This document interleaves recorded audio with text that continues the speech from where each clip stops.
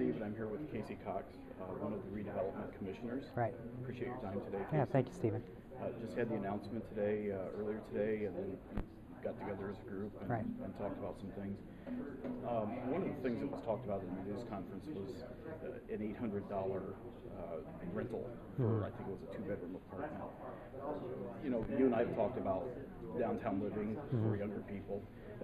How does that fit in with what you think would be doable in Fort Wayne? Yeah, I don't know what the going rate is downtown for some of the current apartments. I think it might be a little less. And you always want it to be, you always want the cost to be as low as possible. But I think it probably is in the range of some competitive units, at least on the northeast and southwest side. I know that when I came back to town, it was within the range of that. It's you know.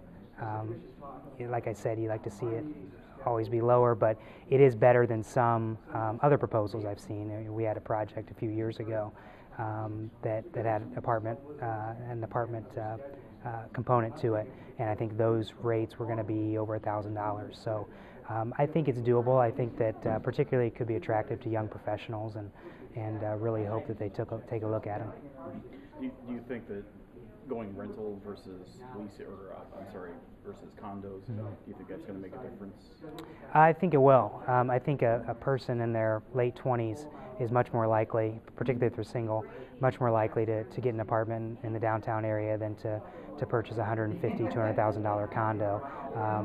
You know, we have the fortunate circumstances in Fort Wayne of having pretty good living standards, you know, and if the choice for someone in their late 20s is to buy a house for $150,000 or buy a condo, they're probably going to take the house. But I think they would take an apartment downtown, maybe in contrast to something on the outskirts of the city. And so I think that was the right choice to go in that direction. Anything else you'd like to add? No, I think it's exciting news today. We've set a projected completion date of spring to summer 2012, and I think that'll be here before we know it. And the Redevelopment Commission will continue to monitor the project to make sure that once the groundbreaking happens, that progress continues to happen. And I think we're moving in the right direction. It's the best news for the project since it was announced. We're happy. Well, thank you for your time, Casey. Thanks, Stephen.